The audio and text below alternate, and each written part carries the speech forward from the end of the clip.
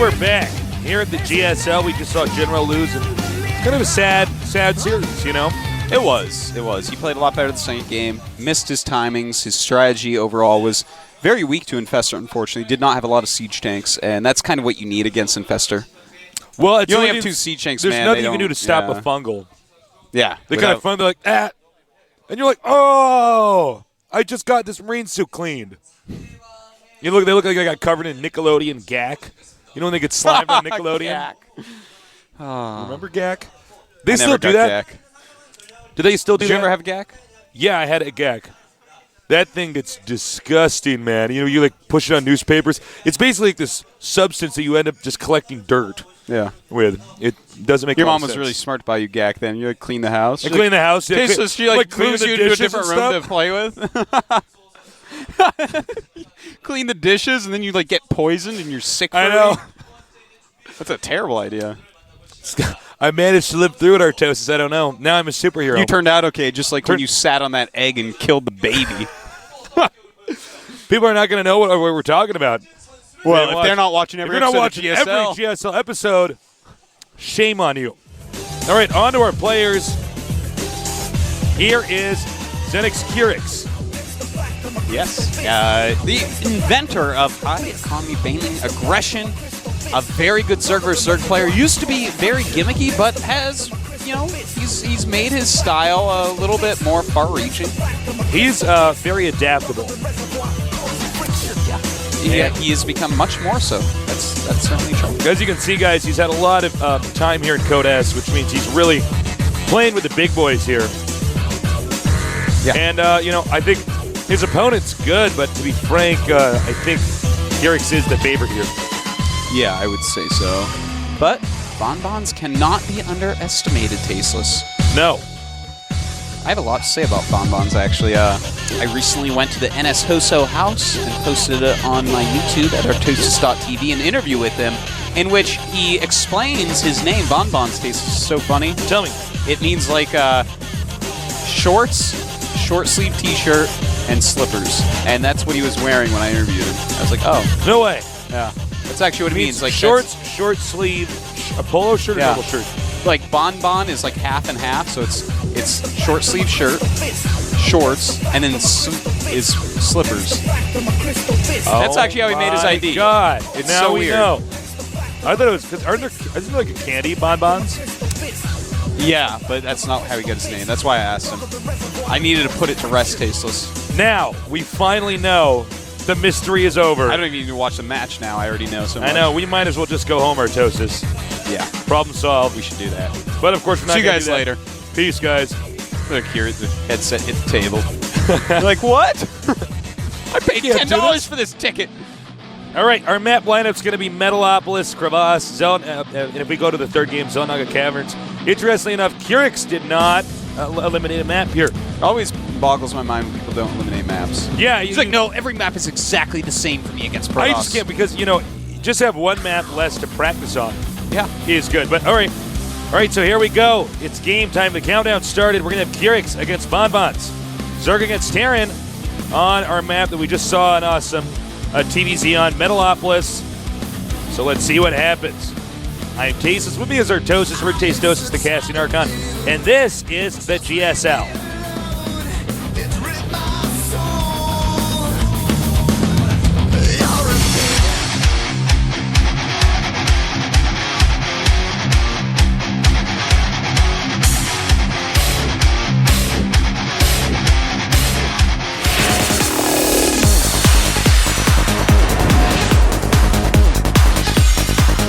Xenix Curix versus NS Hoso Banban.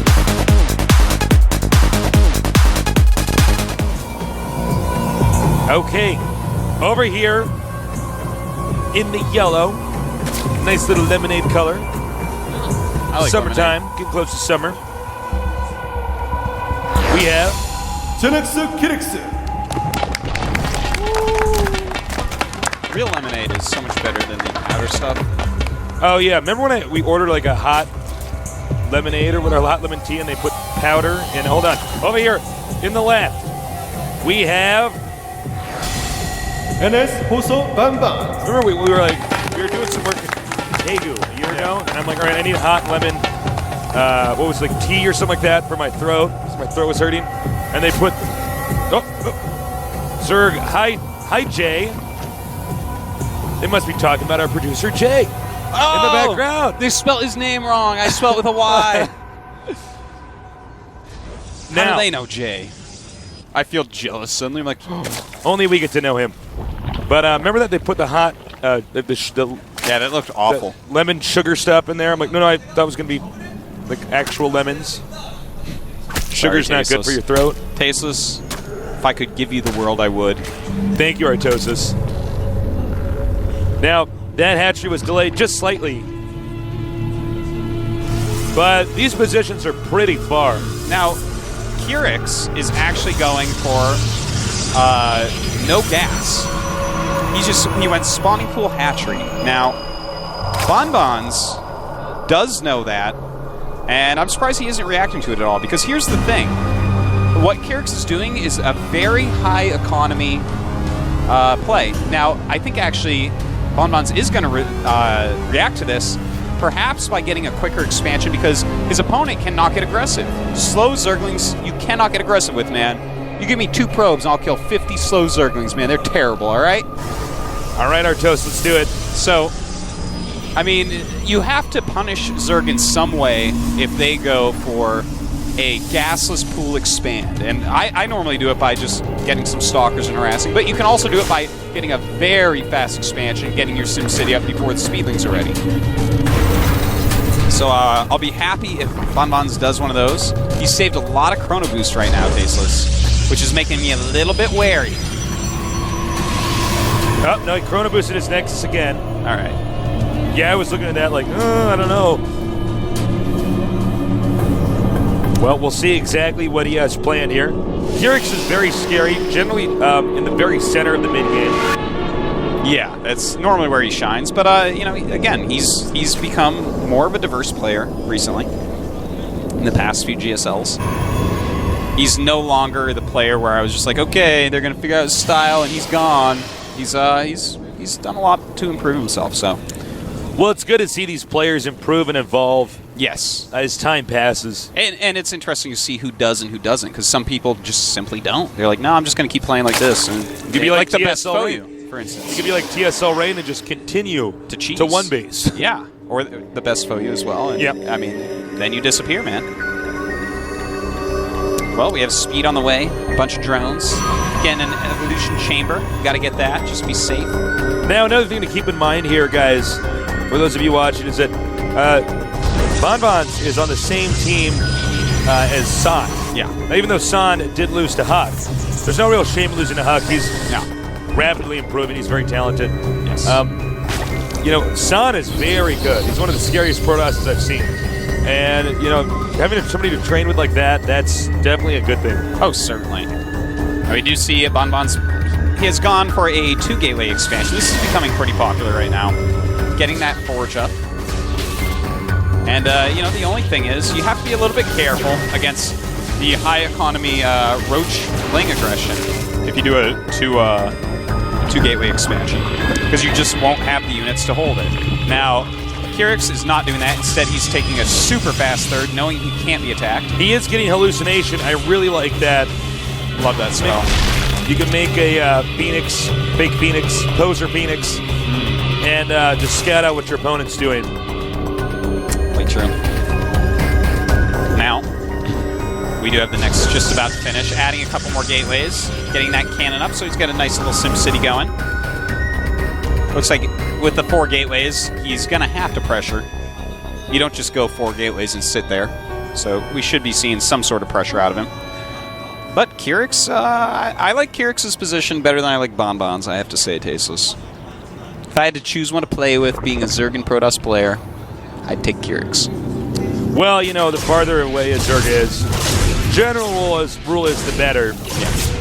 And this is one of these maps where it's very easy to get into a split map scenario. Yeah. And, you know, that's a tough position to finally manage to get to with Protoss. So, yeah. So, Bonbon's moving across the map. Do you think he's actually going to attack with this, or is he just Yeah, going to fake this? I think he's going to try to get that that third base. You know, he does have a lot of sentries. He's up to 7 sentries right now. Don't forget, though, he has made now 2 hallucinations, so that's 4 less force fields. Yeah, that's So you very have true. to take that into consideration. So here he goes. This time, Tasteless. Can he break through here? I don't think that he actually will. He can actually snipe that pylon before it finishes. Nope. Got to be careful Phoenix there. is spotting. That was a very nice posturing there by Bonbons. If those Yeah, that was roaches very stood good. there, he could have force fielded them and killed them. So very smart.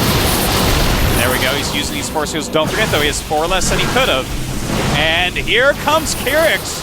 Now he can walk over to where the other force fields are, but still a lot of force fields left over. Here's the thing.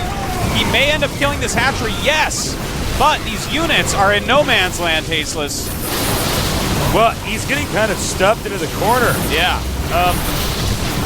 He might even, well, I don't know, actually. We'll see. Does he have any force field energy left, Artosis? Yeah, he has just a few.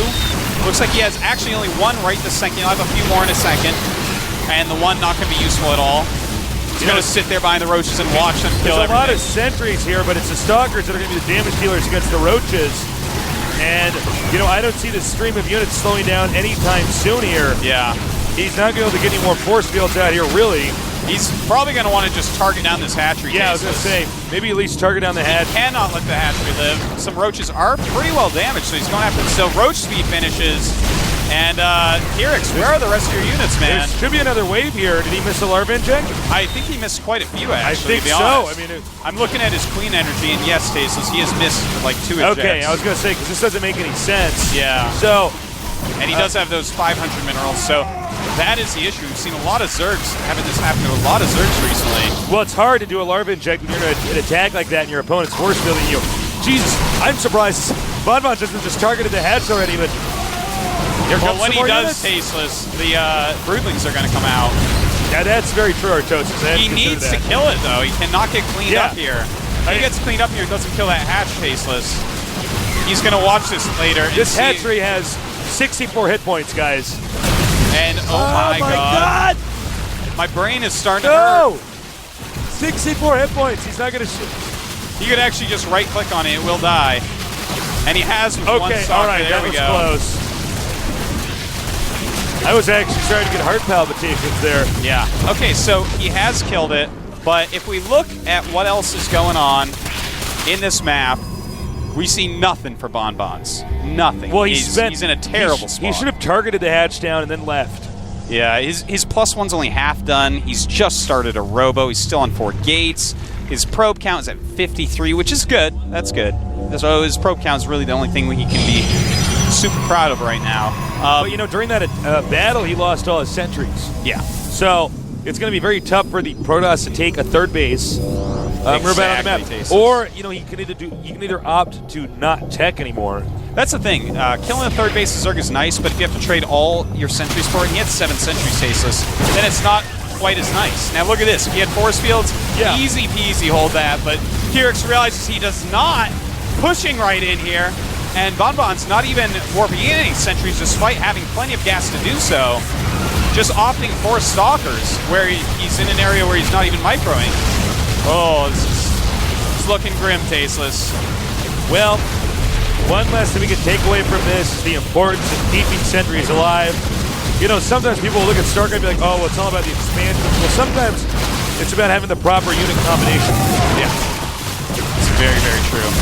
Sentry is an expensive unit. You have to have it to fight Zerg, and he simply has none. Trying to micro with these stalkers. He's going to have an immortal pop. He may hold off this set of roaches, but more roaches are on the way, so it does not even matter. He's going for the Immortal. He needs to micro that Immortal back. Immortal is gone. Meanwhile, more and more roaches streaming in here. I think this is GG, Artosis. Yeah, it certainly is. The game is over. 43 supply to 101. Kirix looking like he's going to clean up Bonbons.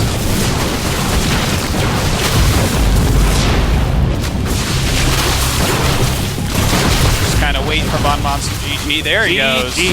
We're just like going quiet. We're like, all right, come on now. All right, so here's the thing. Kirix, if he had hit his injects, those 2 additional ejects, he would have ended that and kept the hatchery. So that's actually, we've seen this happen.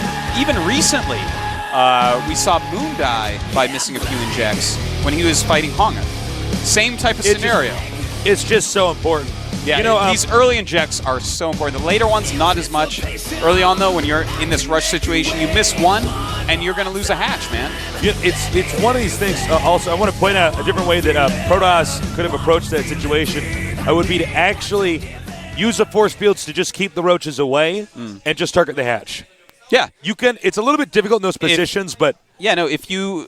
For instance, he used a couple of hallucinations, but if he hadn't used any hallucinations, just went to the third, could have made a line, targeted the hatch, made another line, finished the hatch, and then run away. Exactly. You can do things like that if you have a ton of force fields. I think that's the best way if you're going to do a 2-base push against a Zerg that took a third, because they can lose the hatch, and you're not going to lose, for instance, your sentries. So it's a little bit safer, but there's a lot of ways to go about it. I'm not a fan of the way he did it. I'm not at all a fan because it's like it's 4-gate and it feels all in because you're using all these sentries. You're not getting any upgrades. You're not getting any tech. And now, if he did like 7-gate cutting probes, that's different because you're supposed to win. You know, in a head-to-head battle. But in a situation like that, you know, if the Zerg is actually just cutting on drones, it's tough to. Hi, Duncan. When you're in a situation like that, it's difficult to, know how many drones does he have. Yeah, you can fly in there with a hallucinated Phoenix, man, but it's kind of tough to, figure out exactly what's going. You count on the drones and I like hold position over the drone line, touch them all, and one mouse, count them up. So we're gonna have to see a little bit different play coming from our Protoss player. Started out good, did not finish well. What's so funny? I was just thinking about how much you look like a jack-o'-lantern. What, with my orange shirt? Yeah, man. I haven't worn this shirt in a while. I light the flame in there, and it shoots out the light. It's a star, and I'm a StarCraft commentator. Is that San? I believe it is. We have a San spotting. I can get my picture with him. San, of course, down here to cheer on his teammate, who so far, I mean, he wasn't doing bad in that game, but it was a tough decision. He got cornered, and yeah. You know, when you attack into a situation like that, to bring yourself into the corner, that's when you say, okay, all these units will die. Yeah. When you are in the corner, you don't have a retreat path. Force fields are the ultimate retreat mechanism. As long as you have enough, you can get away. Right. But he got into the corner, and then even if he had all of them full, he's not getting away. It was funny to see the way that the force field's laid out, and he ended up in a situation where he's like, I painted myself into a corner. Literally. All right. With force fields. With force fields. See-through paint, translucent. Yeah. It's like primer or whatever. No, primer's not see-through, I think. Yeah, it is. Is it? Yeah. Not sure. No, you had it. I'm like, damn. Carpenter. Damn, our toasts and tastes, you and your awesome metaphors. All right, the game is loading. Game number 2. We're going to have to see something different here from Bonbons.